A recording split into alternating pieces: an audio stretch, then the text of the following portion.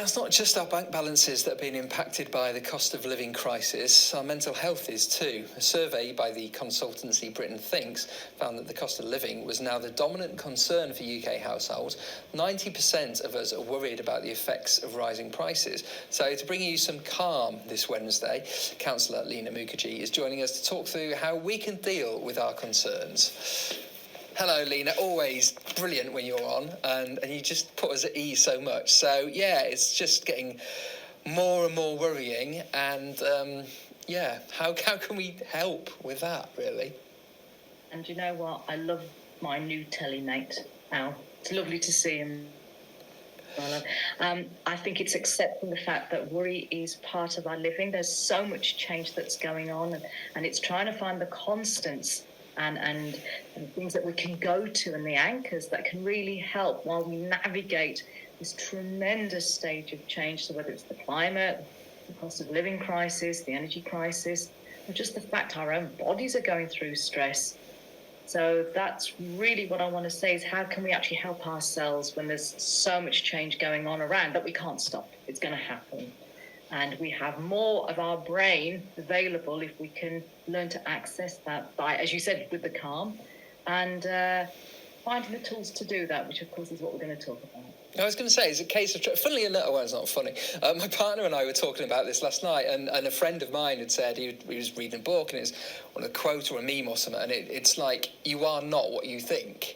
And the problems are, and it's so easy to snowball things that haven't actually happened yet. And although we are facing a really hard time, it's kind of, it hasn't happened yet. We can deal with it before we get there, maybe.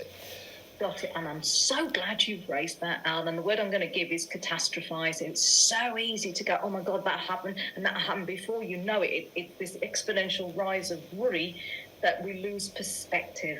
And it's the perspective that actually is going to be key to look at what resources you've got, what you've actually got, and what you need to deal with. And I was talking it through with Richard, my husband, a bit earlier, and we were just saying about how dignity can get in the way. Yeah, no, that's so true. Yeah, absolutely.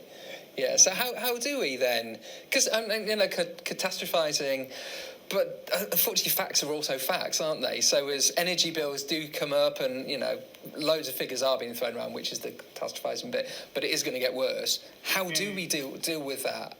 How do we sort of calm, like you say? Well, sorry, I interrupted you there. What I would always say is acknowledge what's going on. So the reality of what you're facing, say it, acknowledge it, write it down, get a real sense of what is your current situation. This is such left brain stuff, and it's what helps to give some containment and some normality around what's going on, and ask for help. Get help, because there are a lot of resources out there, and I'll always say go to Citizens Advice Bureau for help, and it's free. And talk to people, talk to one or two people that you trust and that will hear you, reassure you, even soothe you, to get a perspective of actually, when you're in that state, it's very hard to come back into rational thinking. But if there's someone that you care about, or they care about you as well, talk it through. And that's what I would suggest. But go and get help. That's number one. What's your kind of... Again, when I was talking about my partner last night, it raised the issue of CBT, which is cognitive behavioural therapy, which I've done in the past, and that's essentially, it is what you're saying, isn't it? It's talking therapy, and then it is just kind of like the process of it, isn't it? Absolutely. Is that something that you recommend? It sounds like it's really helped you, Al.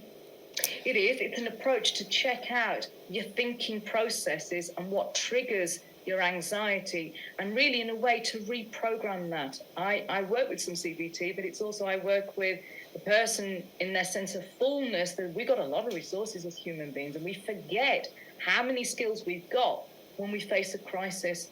And I can say that from experience, because when my own husband was losing his sight and his hearing, the whole world felt like it was falling through. You think that's it, the world is coming to an end, we can't communicate. But it's amazing through the process of standing back, talking it through, looking at options, and like I said, going to get help, CBT, or actually going to your GP to get counselling support. Do it, because it's amazing what difference it can make. It can do, and the clients I work with 4 or 5 sessions, it can turn it around because somebody believes in you. And I think that's what we can lose touch with. And it's reinstating that experience is valid. And actually, you've got more resources than you realise. And it's like you say, it's dignity and sometimes pride, and it's just having that first step of saying, you know, I feel like this, because you think you might get judged, you feel people are going to go, just get on with it, but nobody does. Nobody does. GPs and friends, and they'll, you know, and especially now, because let's face it, we're all, one degree or another, we're all in the same boat. Absolutely. And I think, you know what, Al, that's the difference. It's affecting every one of us. It's not just a section of society, it's all of us. So we're actually sharing a common problem. So let's work together as community so we're not on our own. Brilliant. Lina, you just make the world a better place. Thank you so much for coming on. I'll see you next month. Absolutely. Take care, my love. Thank you. Take care. Lina Mukherjee there. Now,